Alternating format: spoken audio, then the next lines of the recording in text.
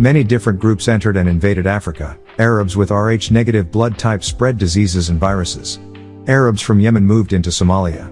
Arabs also entered Tanzania and Kenya. Italians invaded Ethiopia, Eritrea, and later Libya. The British colonized Sudan. The Turkish and Greeks moved into Egypt. The French occupied Tunisia and Algeria. The Spanish and French took Morocco. The Portuguese invaded Angola. The French, Senegalese, Malians, and others entered West Africa. The Dutch colonized South Africa. All of this was part of a wider movement around Africa's coasts by foreign powers. Shape-shifting and genetic transformation occur through beings who can tap into DNA. This process is linked to a gene called CPH4, activated around the 6th week of development in the womb. Once this mechanism is understood, it is said that humans may be able to reverse or reprogram their DNA through the power of the mind, altering growth or even shape-shifting. Many birth defects may actually be failed attempts at shape-shifting, where genetic programming goes wrong. Conditions like angioedema, severe allergic swelling, are examples of the body mis-shifting in reaction to things the system rejects, such as seafood or shellfish. Antihistamines and medications are used to control these reactions. Keloid scars, where excess flesh grows after skin is cut, are also described as a form of genetic overreaction, a type of minor shapeshift. There are also references to hybrid humanoids, beings that were part human and part animal. Native Americans referred to such beings as skinwalkers. When these hybrids die, their spirits may linger as demons or malevolent entities, unable to ascend spiritually because they lack complete human DNA sequences. This is why they become restless, angry, and sometimes dangerous spirits.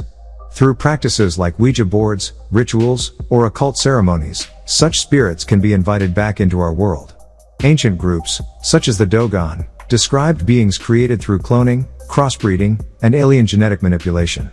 These spirits, trapped between worlds, may appear as ghosts, demons, or apparitions, feeding on the energy of the living.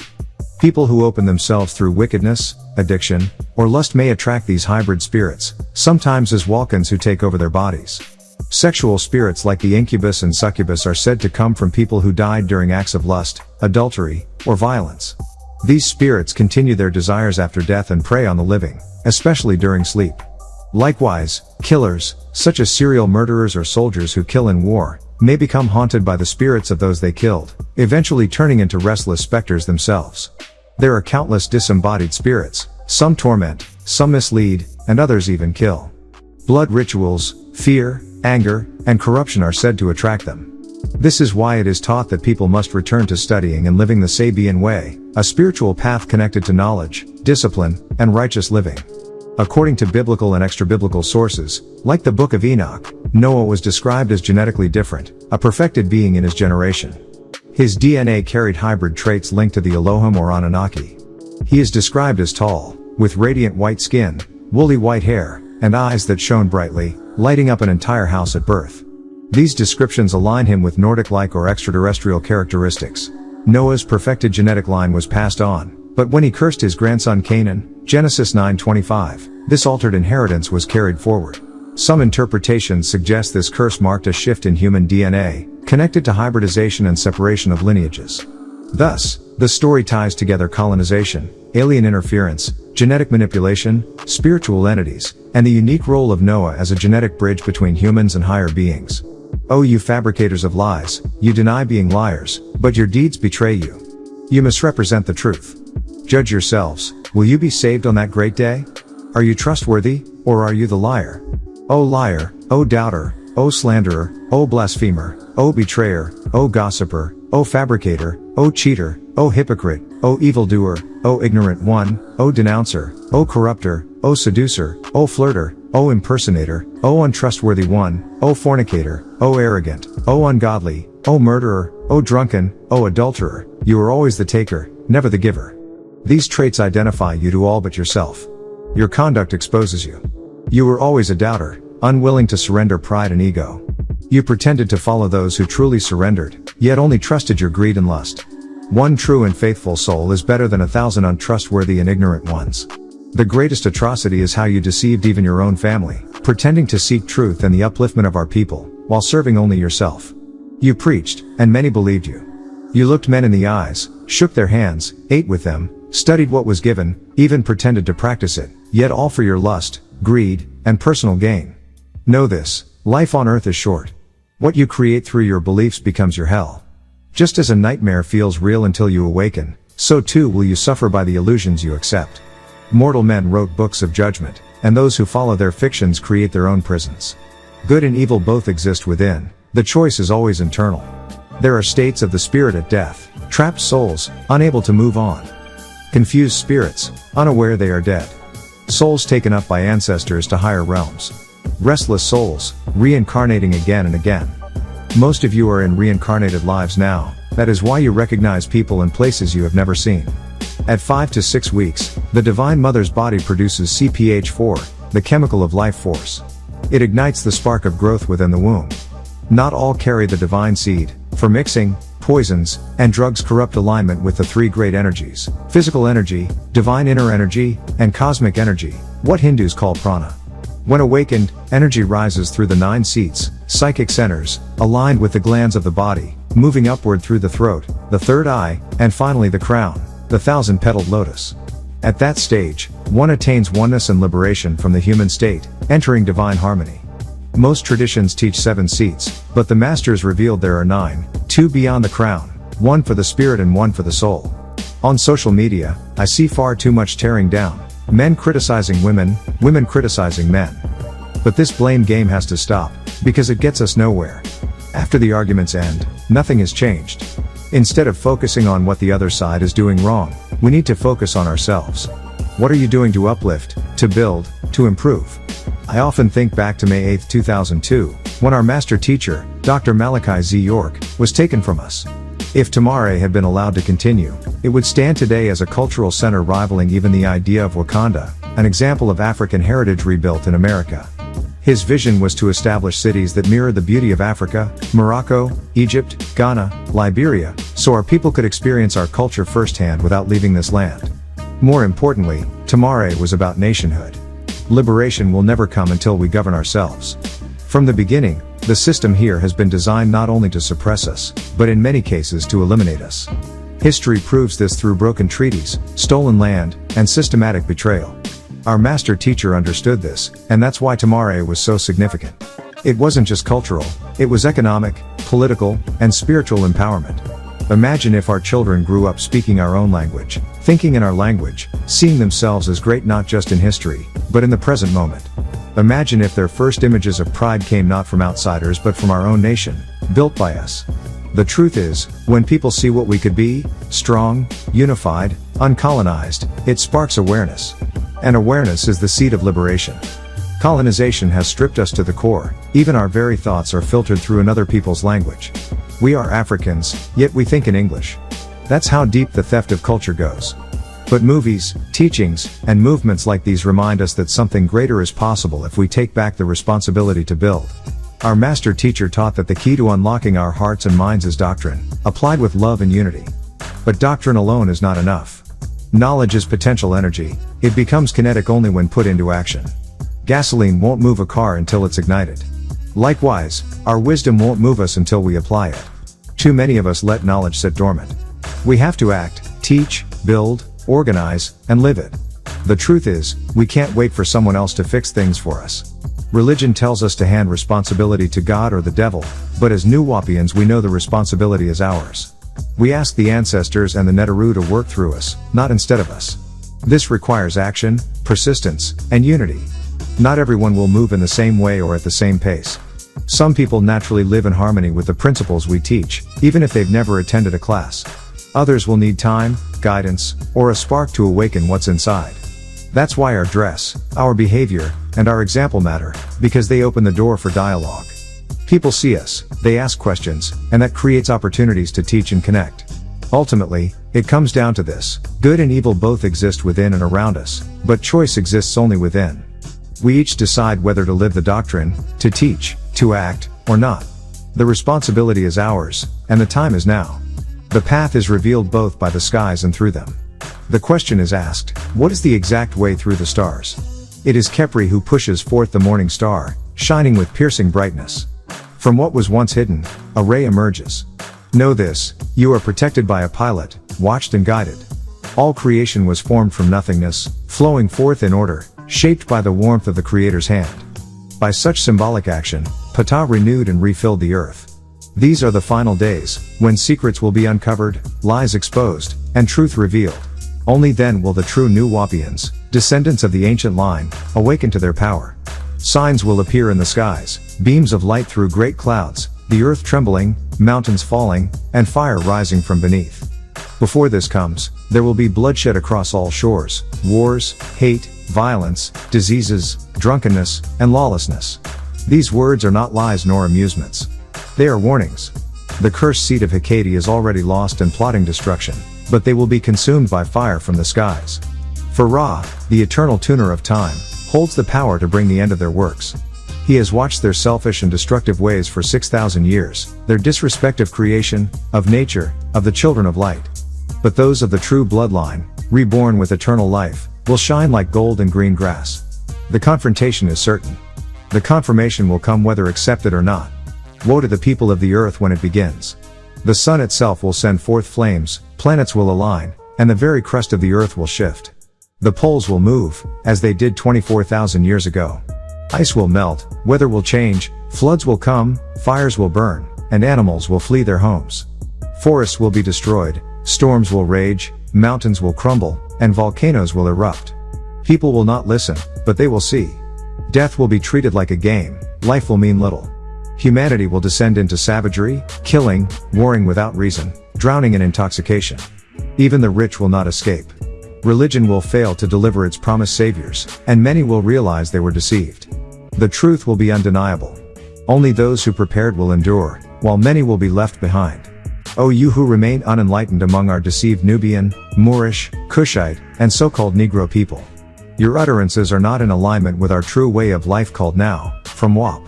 You are of Napata, Kem, Moro, the true Tamarins, yet you have abandoned your original way for lies and fairy tales written by liars. Their corrupted scriptures twisted our culture and turned it into religions of spookism, demanding blind faith while worshipping their own image. We have spoken the truth, and facts remain for those willing to see. But instead you listen to their lies. They claim their books are from God, though their God changes names and titles from age to age. No evil people who fashion their own image as divine can be trusted. When they say, obeying my likeness is obeying God, they blaspheme. Their Bible is false. The Most High can forgive sins done in ignorance, for many have been misled into worshipping nothing but the dreams of others. Yet true science and true findings still reveal who you are. You were the first, and you will be the last when all is said and done. Any sins committed in ignorance are forgivable. But once you know the truth, to reject it is a great evil. Those who add the enemy's lifestyle to their own become more wicked than those who lied in the first place. They will never love you. They only use you, making you poor while enriching themselves. Even when they give you wealth, they find ways to take it back through their systems. We have our own way of life, NWPU. It is not a religion of unproven beliefs, but a culture. Their temples, churches, and mosques feel no different than theaters, full of drama and illusions. Our way existed before theirs, and they copied it, distorted it, and called it their religion. No people precede you, Negroids, not one. Our path always pointed to the stars. How then could our creators inspire religions for people to whom we sent no messenger? Lies only strip your being and bind you to worship of ghosts and spirits of the dead. They scoff at beings from other worlds, yet demand you believe in their angels, their flying men with wings, their stories of fallen ones cast into hell. They invent myths while denying the truth of who built the pyramids and who you are.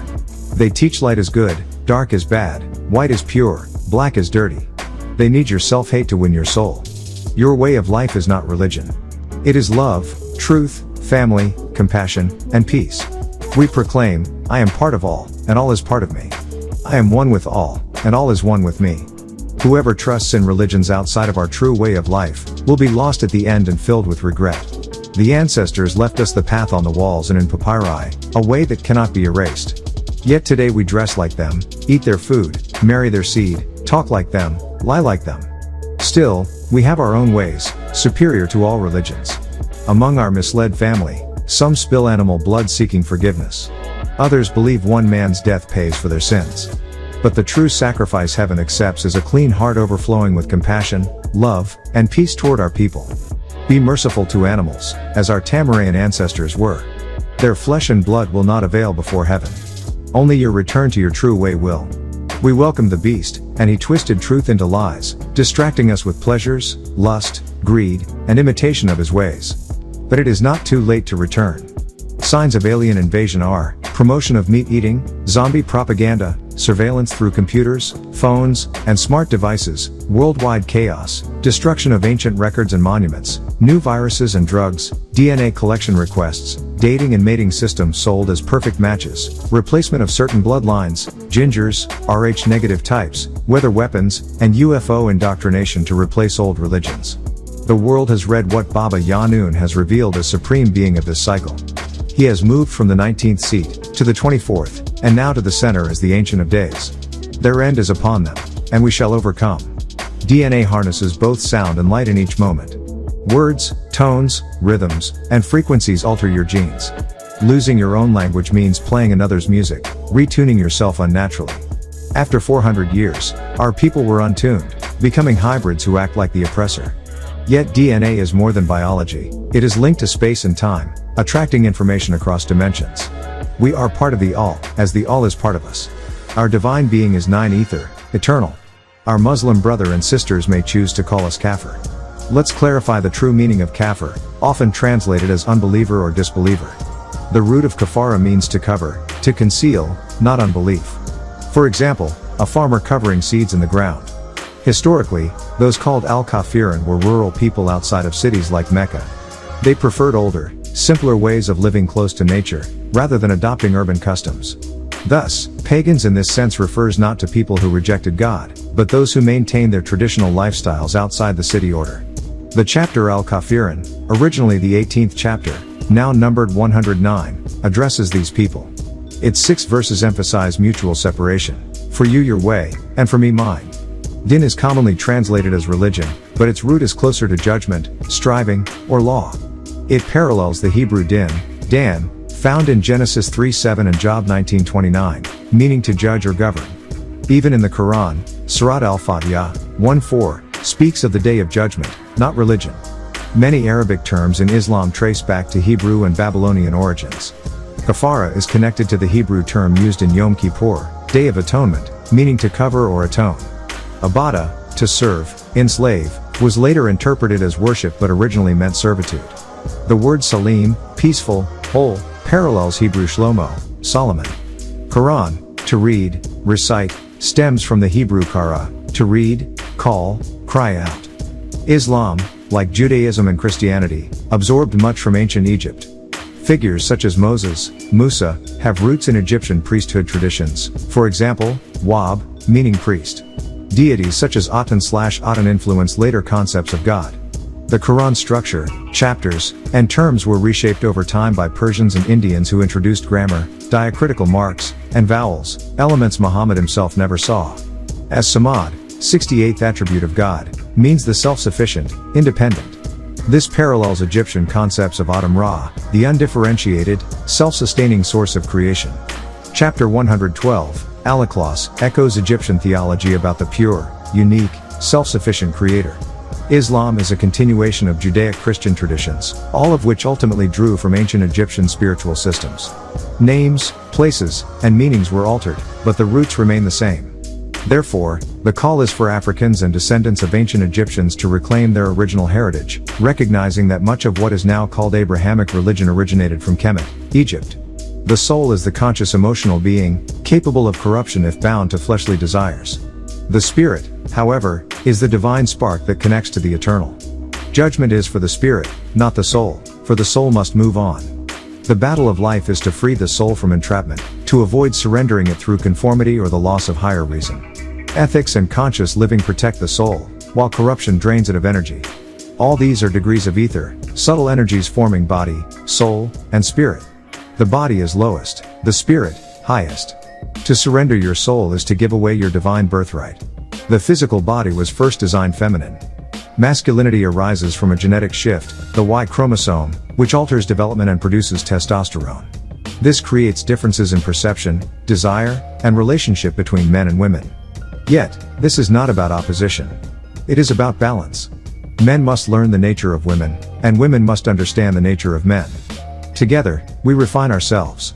The sacred feminine was revealed so mothers may raise daughters as examples of divine womanhood.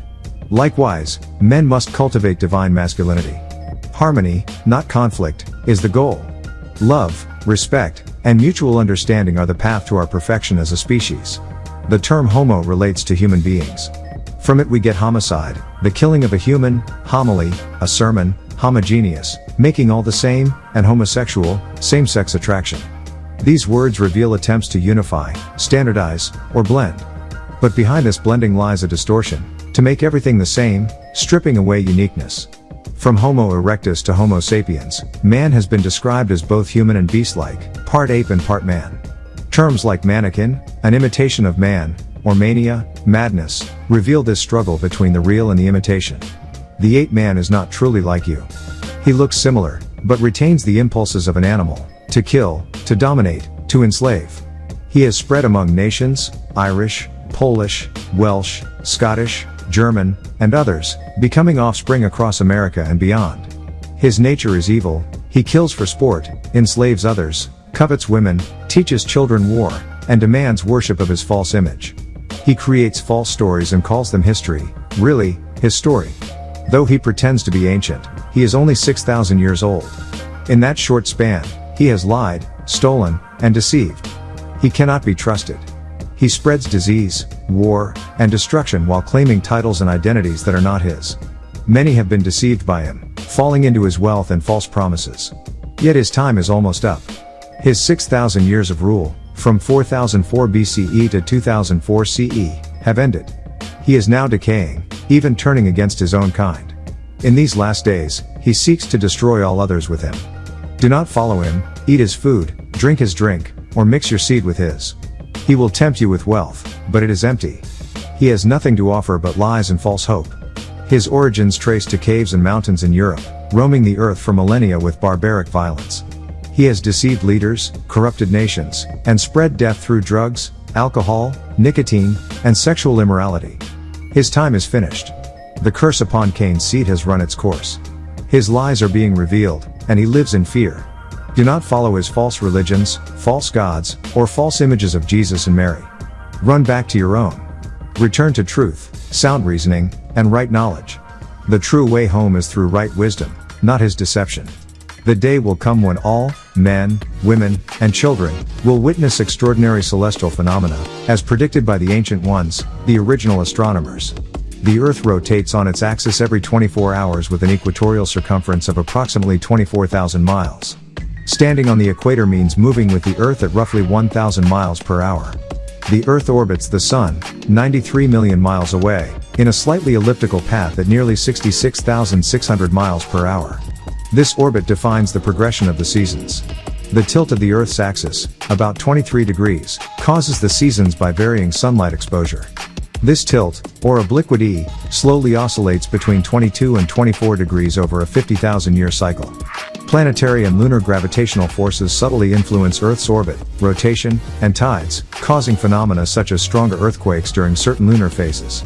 The Earth is an oblate spheroid due to centrifugal forces from its rotation, with a slightly bulging equator and flattened poles. This shape interacts with the Moon's and Sun's gravity, stabilizing the planet. Natural and human-made forces are impacting Earth, causing ecological and social disruption. Mother Earth uses her power to rebalance through storms, earthquakes, and other events. Awareness and action are necessary to align humanity with these cosmic and terrestrial cycles. Active participation, research, legal support, and building initiatives help support freedom and the planet's restoration.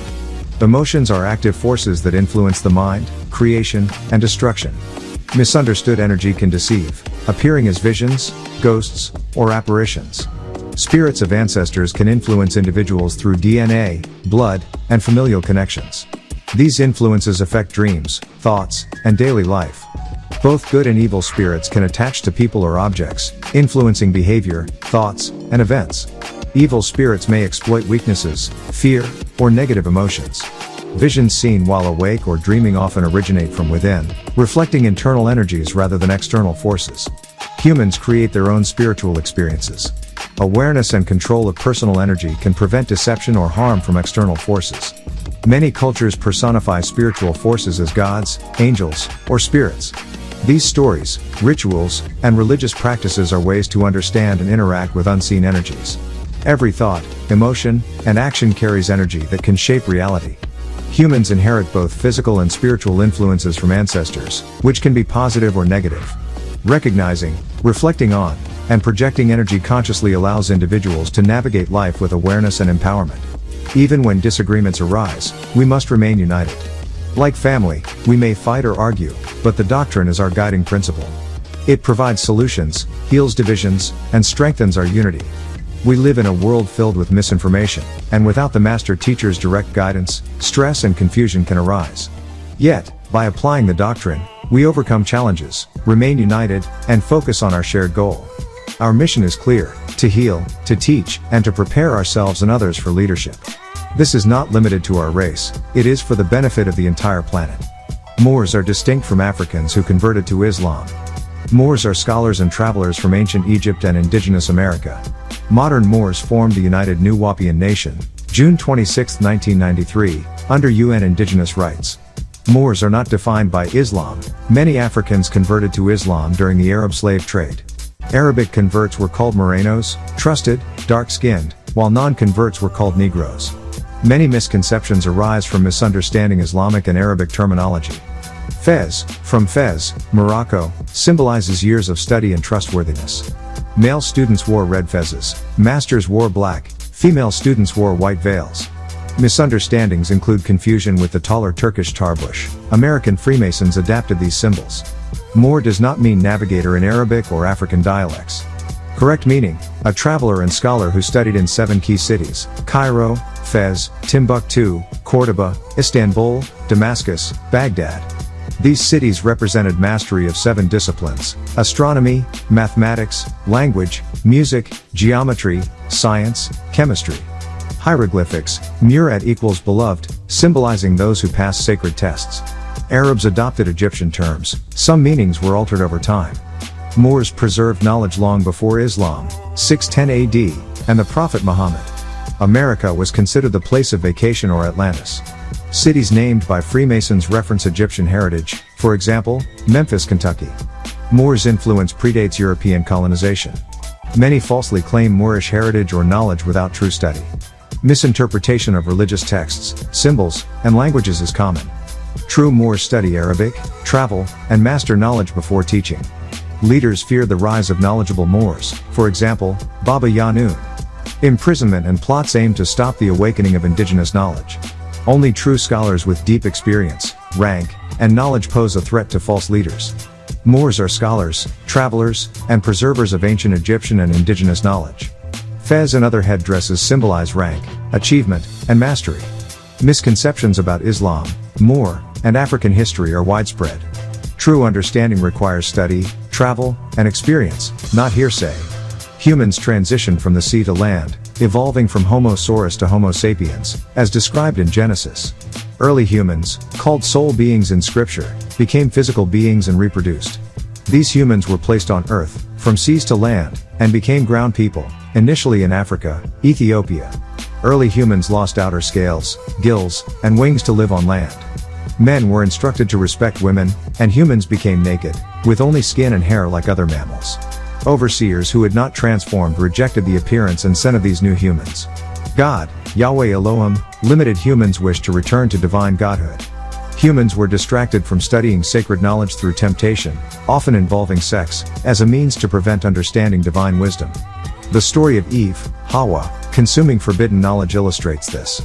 By doing so, humans learned about their bodies, sexuality, and the loss of their divine attributes. Humans emit gases from sweat and respiration, reflecting their physical and emotional states. Positive thoughts produce beneficial gases, negative thoughts produce harmful ones. After death, decaying bodies release gases that attract spirits and demons. Proper rituals protect living humans from these forces. Improper burial increases negative spiritual influence over the living. Cremation, following ancient rituals, preserves the deceased's essence and protects the community from harmful forces. Ancient Egyptian practices used statues, canopic jars, to store ashes, maintaining the deceased's image and essence. Rituals ensure that souls transform and do not become trapped as lost spirits or undead beings. Emotions like fear, anger, jealousy, and hate feed negative forces. self-awareness and positive action prevent spiritual possession and maintain harmony within the community.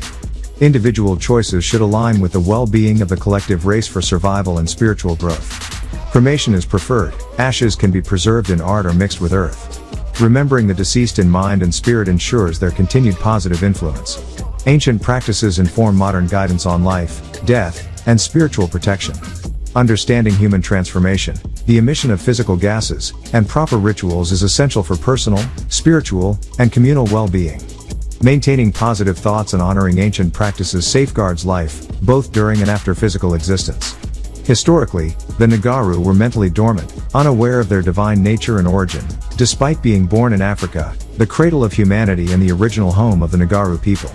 The teachings assert that individuals lived in ignorance, following the flawed ways of other races, until the intervention of Wu-Nuup and the divine love of Ashuk, which reawakened them to their true potential. This spiritual revival enables the Nagaru to transcend former limitations and reshape the world according to higher principles. Humanity, particularly the Nagaru, is being prepared to ascend to higher states of consciousness and existence. This shift involves aligning with celestial energies and frequencies, as well as connecting with higher realms such as Orion and Sirius.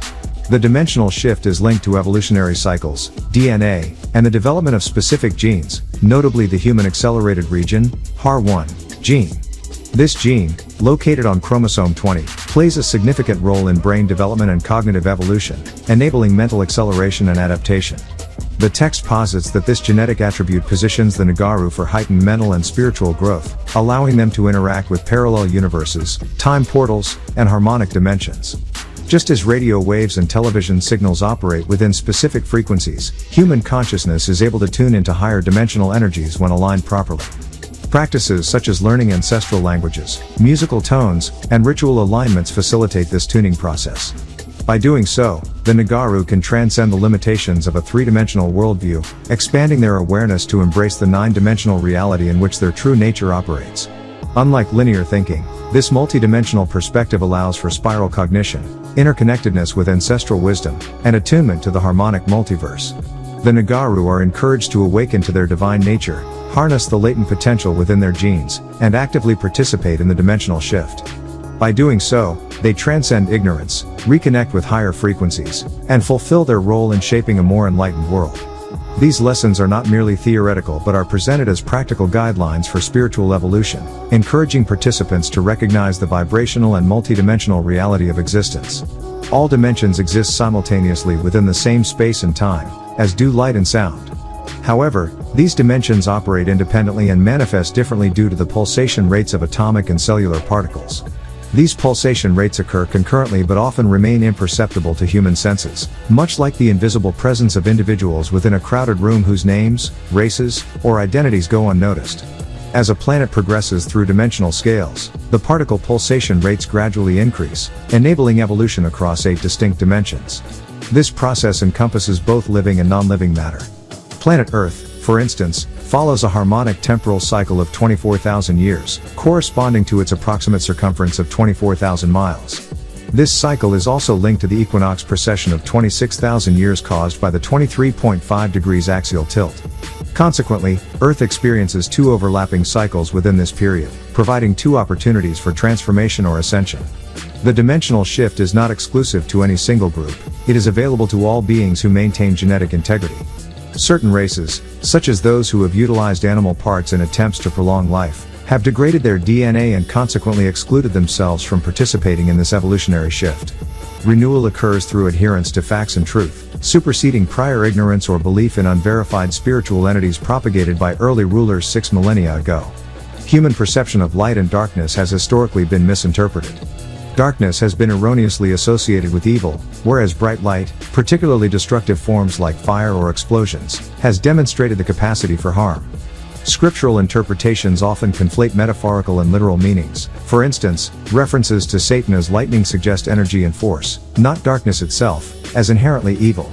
Understanding the distinction between physical light, metaphorical illumination, and darkness is essential in contextualizing moral and spiritual frameworks.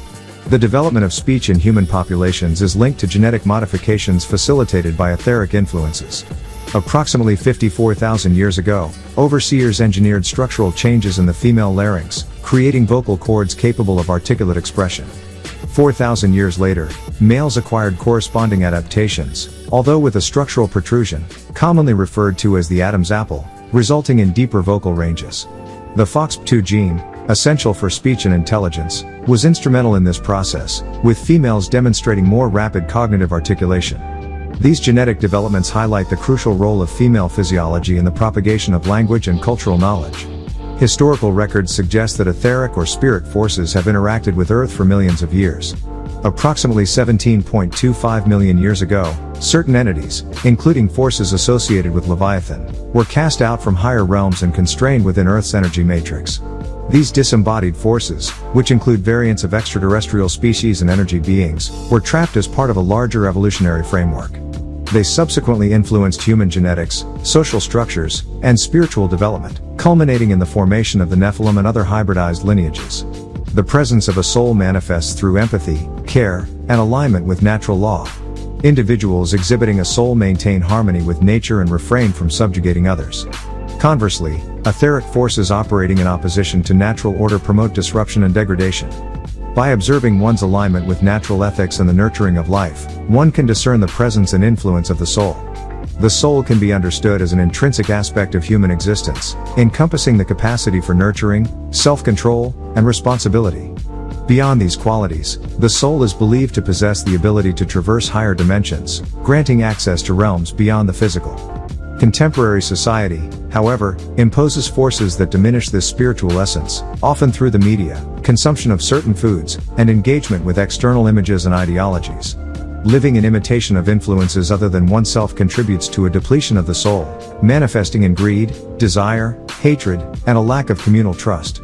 The concept of the spirit self is central to understanding human behavior in relation to the soul. In the original linguistic context, the word nafs refers to the self, emphasizing ego-driven motivations. The ego obstructs the recognition of others' needs and impedes cooperative efforts, which historically enabled civilizations to construct monumental achievements and complex societies. In contrast, the contemporary world, shaped by beings who lack attunement with nature, reflects a loss of soulfulness at both individual and collective levels. Soul integrity may also be affected by ancestral lineage.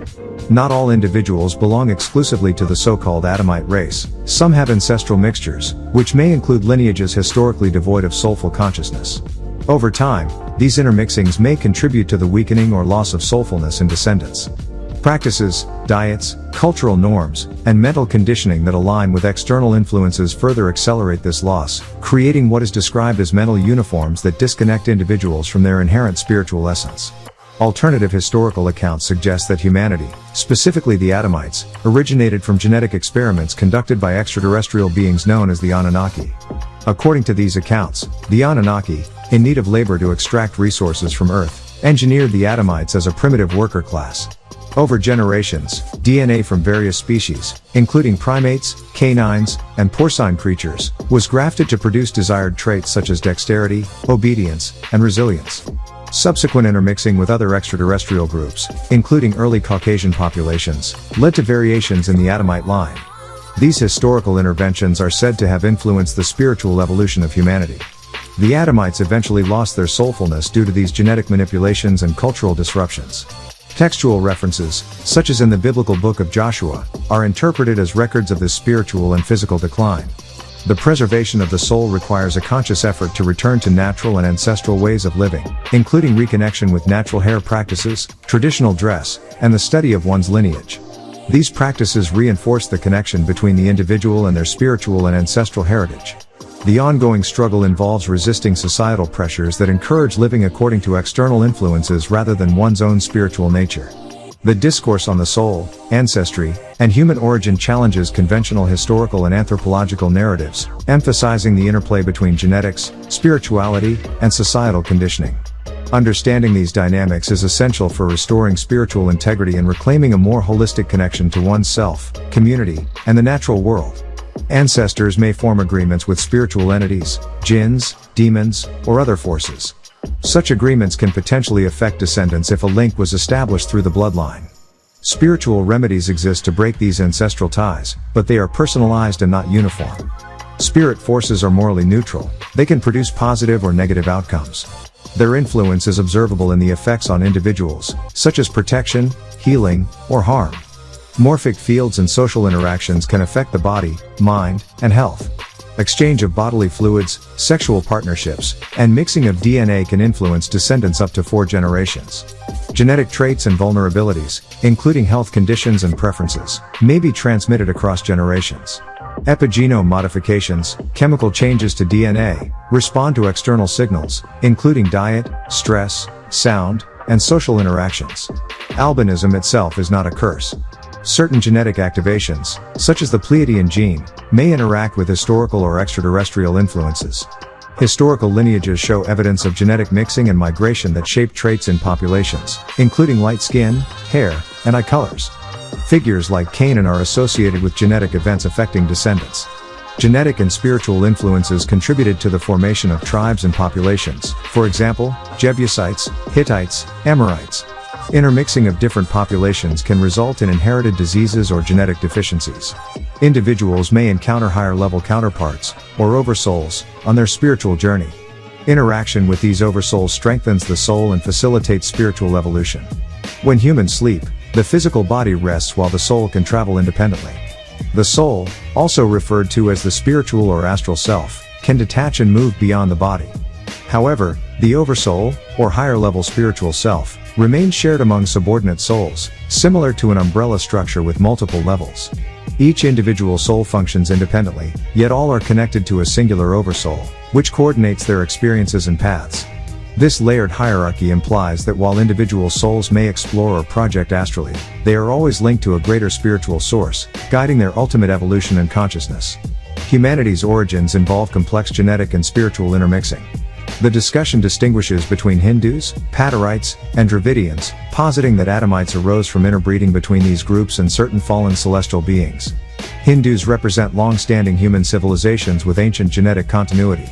Patarites contributed to the lineage of Eve and were themselves influenced by extraterrestrial or spiritual entities. Adamites were hybrid offspring resulting from interactions between human and non-human intelligences, forming early advanced genetic lineages. This suggests that contemporary humans carry fragments of extraterrestrial DNA and spiritual essence, which affects their capacity for spiritual growth and resonance with higher dimensional forces. The progression from ignorance to divine knowledge follows a structured pathway. Religion provides an introduction to moral and spiritual frameworks. Right knowledge involves the acquisition of correct understanding of reality, which then leads to right overstanding, the integration of knowledge into lived experience. Nu, or NWPU, the science of sound reasoning, activates mental faculties that enable alignment with higher ether forces.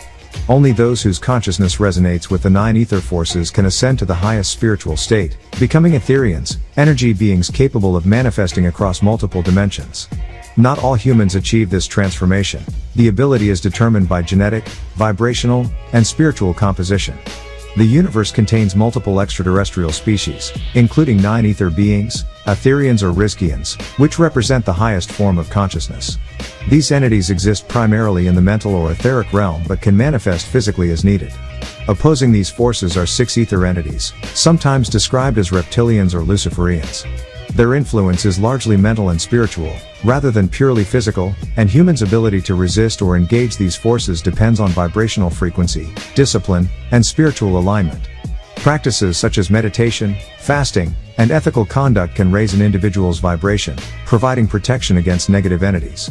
The soul is tangible relative to its vibrational frequency, similar to how molecules interact within their domain. While the soul is not made in the conventional sense, it is grown through experience, spiritual practice, and alignment with cosmic laws. In higher frequencies, the soul interacts with other souls, oversouls, and higher ether beings. Humanity's spiritual and genetic history involves the influence of both terrestrial and extraterrestrial entities.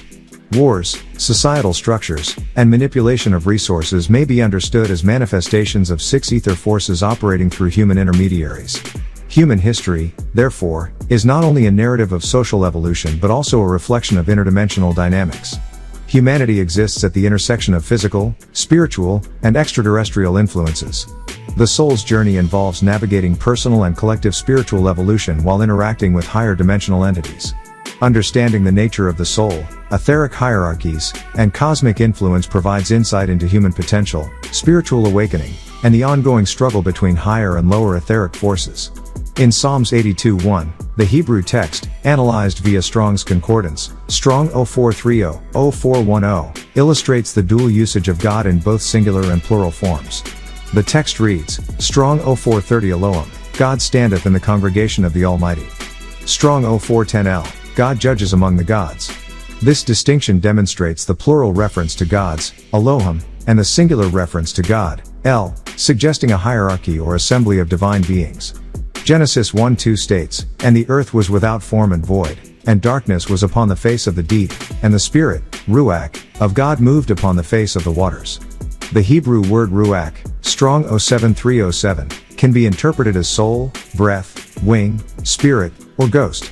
This same term appears in the Quran, 1529, 1785, demonstrating linguistic and theological convergence across traditions. In this context, one of the Elohim moved upon the waters, manifesting as a soul, spirit, or breath, later identified as Yahweh or Jehovah, Strong 03068-01961, representing existence or life itself. This singular El or God became known as the Lord God, i.e., Yahweh Elohim, a living one among the gods descended to earth. Genesis 1:3 describes God's act of creation, and God said, Let there be light. The illumination requested by Yahweh, Strong 0215-0216, is interpreted as fire or physical light, not spiritual knowledge, as no humans existed yet to embody or teach enlightenment. John 1:1 further clarifies, In the beginning was the Word, Logos, Strong 3056, and the Word was with God, and the Word was God. The Word, Debar, Strong 01696-01697, represents the spoken command through which divine light was brought into existence. This fire or light was subsequently made flesh, John 1:14, Strong 04561-04563, paralleling descriptions in 2 Corinthians 11:14 of beings transforming from angels of light into corporeal forms. Job 1:6-7 describes the appearance of angels, including Satan, among the sons of God, illustrating that beings of light may exist in both benevolent and malevolent forms. Hebrews 2:14-16 emphasizes that while Christ took on human nature, angels, including deceptive ones, remain spiritual beings operating across dimensions. This reflects a duality in light. While illumination symbolizes knowledge and life, it may also be used deceptively. The transmission of religious narratives, particularly Abrahamic religions, has influenced African, Nagaru, cultural and spiritual identity. Symbols like the cross signify death or spiritual dormancy, illustrating a broader effort to detach people from ancestral heritage. Myths and supernatural stories perpetuated in scriptures, media, and cinema often reinforce spiritual ignorance, elevating fear and mystery over tangible reality. SABAT, described as a science of sciences, addresses these dimensions by recognizing that human beings possess varying vibrational and energetic potentials. While all races can engage with this knowledge, the Nagaru, as nine ether beings, have an intrinsic capacity for heightened spiritual attainment, often inhibited by historical and religious suppression. Analysis of biblical and Quranic texts alongside esoteric traditions reveals the layered complexity of divinity, spirit, and human potential. Elohim manifests both in singular and plural forms, with Rik representing the spirit that bridges the divine and the material. The Word, as light, becomes flesh, and angels, both benevolent and malevolent, interact with humanity. Religious systems and cultural myths have historically obscured the natural spiritual capacities of the Nagaru, creating a cycle of mental and spiritual dormancy. Reclaiming awareness of one's heritage and potential through practices such as SABAT emphasizes the liberation of consciousness and the realization of human potential in alignment with natural and divine laws. The pursuit of unity and personal development has long been emphasized by spiritual teachers. Unity, as highlighted in previous discussions, is not only a collective ideal but also a reflection of the harmony within oneself. Achieving this harmony requires mastery of key practices, including concentration, relaxation, and meditation. Relaxation is essential for self-control, mental clarity, and overall health. It supports the development of a healthy mind, body, and spirit, facilitating clear thinking, effective action, and personal elevation. Without the ability to relax, individuals may struggle with concentration and emotional stability, limiting their potential for growth. The ingestion of certain foods, particularly those containing blood or heavily processed ingredients, can influence one's mental and spiritual state. Consuming animal products or substances imbued with fear and aggression may carry energetic imprints that affect behavior, concentration, and relaxation. Awareness of dietary choices allows individuals to maintain control over their inner environment and promote holistic health. Emotions such as anger, frustration, greed, jealousy, and lust can overpower an individual's natural state of balance. These mental states, combined with the physical effects of drugs, alcohol, or unhealthy food, can disrupt concentration and the ability to relax. Monitoring and managing one's emotional and mental condition is essential to sustaining inner peace and clarity. Habits involving excessive consumption of alcohol, drugs, or unhealthy foods negatively affect the body's systems and, by extension, relaxation and focus. While moderation is sometimes permissible, consistent overindulgence leads to a cascade of physiological and mental disruptions. Awareness and intentional choice are crucial for maintaining equilibrium. Wu-Sabat highlights 5 key practices for maintaining a healthy mind and body: proper exercise, proper reading and study, proper relaxation, proper diet with sufficient hydration, and positive thinking. These practices form the foundation for developing a clear mind, balanced body, and elevated spirit. Consistent adherence enables individuals to align with higher frequencies of thought and behavior, enhancing their ability to work collaboratively in pursuit of unity. Control over one's environment, associations, and actions is central to achieving relaxation and personal growth. Individuals must be mindful of their surroundings, consciously choosing influences that support rather than hinder their development. By focusing on personal improvement rather than external judgment, individuals can harmonize their energies and contribute to collective unity. Relaxation is a fundamental component in achieving spiritual, mental, and physical health. Alongside concentration and meditation, it enables individuals to regulate emotions, maintain clarity, and cultivate unity within themselves and their communities.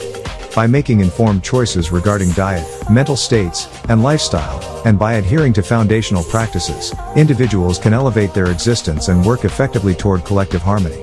Mitochondria are essential organelles within cells, often referred to as the cell's powerhouse because they produce nearly all the energy required to sustain cellular life.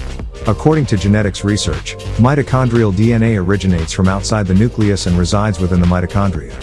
This DNA contains the necessary components to produce energy and maintain cell function. Every human cell contains millions of mitochondria, making mitochondrial DNA a crucial component for life. Mitochondrial DNA is organized in small, circular structures inside the mitochondria and is vital for energy production.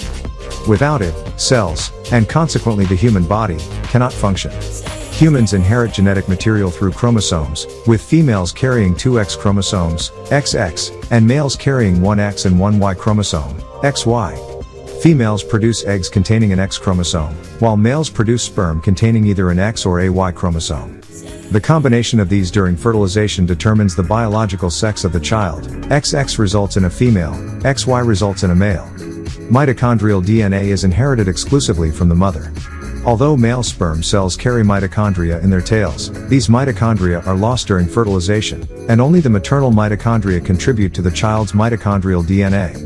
This highlights the unique role of the mother in passing on mitochondrial DNA, which is essential for the energy production that sustains life. Mitochondrial DNA plays a fundamental role in cellular function and energy production. It is passed exclusively from mother to child, reinforcing the central importance of maternal inheritance. Understanding mitochondrial DNA alongside the X and Y chromosomes provides insight into human genetics, inheritance patterns, and the cellular foundations of life. Language is not merely a tool for communication, it is a repository of culture, spirituality, and history. In examining its structure and purpose, one can trace the continuity of human knowledge across millennia. Ancient scripts, some exceeding 75,000 years in origin, offer insights into the evolution of human thought and society. These languages, such as the one discussed here, are rooted in a combination of ancestral wisdom and practical modern adaptations, designed to remain relevant and functional in contemporary contexts. Language is a vehicle for identity. In modern society, racial and cultural labels often simplify complex identities into stereotypical categories. For example, declaring oneself as black may unintentionally reinforce preconceived notions associated with that identity. By contrast, the reclamation and teaching of ancestral language allow individuals to assert their identity on their own terms, requiring others to engage with and understand its meaning rather than imposing assumptions. This approach subverts historical patterns in which colonizers and scholars categorized people into rigid boxes of identity. Central to this worldview is the concept of natural law and the harmony between science and spirituality. For instance, the sacred practice of moonwalking symbolizes the intersection of natural law, spirituality, and human potential. Human beings, in their natural state, are aligned with the universe's inherent laws, which include biological, environmental, and cosmic rhythms. The study of natural phenomena, such as water cycles and human pigmentation, reveals the scientific foundations underlying ancient spiritual practices. Human pigmentation evolved through natural processes influenced by elements such as magnesium, iron, and copper. Originally, human skin reflected higher levels of green pigmentation, which gradually transitioned to brown due to chemical oxidation over millennia. This historical understanding of pigmentation challenges conventional racial narratives and situates African ancestry within a complex interplay of biology and environment. Ancestral reverence is central to cultural continuity. African traditions emphasize respect and homage to ancestors, who serve as conduits for wisdom and guidance. This practice is distinct from worship, reflecting a holistic view in which individuals recognize the divine potential within themselves and their lineage. Knowledge, in this sense, is encoded genetically and spiritually, allowing for the transmission of intelligence across generations. The misrepresentation of African history, particularly in the context of Egyptology and biblical interpretation, has contributed to a distorted understanding of African civilizations. For instance, Caucasian depictions of ancient Egyptians and selective historical narratives obscure the true origins and achievements of African peoples. By critically examining ancient texts, languages, and artifacts, scholars can reconstruct a more accurate representation of African heritage, reconnecting contemporary populations with their ancestral knowledge. Human history is cyclic, with periods of 24,000 years defining cultural and spiritual epochs. These cycles, documented in various traditions such as Hopi and Egyptian cosmology, offer insight into the rhythm of human development. Understanding these cycles contextualizes oppression and displacement within a larger historical framework, highlighting the resilience and continuity of African knowledge systems. The reclamation of language, cultural identity, and spiritual knowledge is essential for contemporary empowerment. By understanding the origins of human pigmentation, ancestral practices, and historical misrepresentation, individuals can reconnect with a rich and sophisticated intellectual heritage. This process enables modern societies to navigate identity, spirituality, and knowledge on informed and self-determined terms, promoting both personal and collective growth.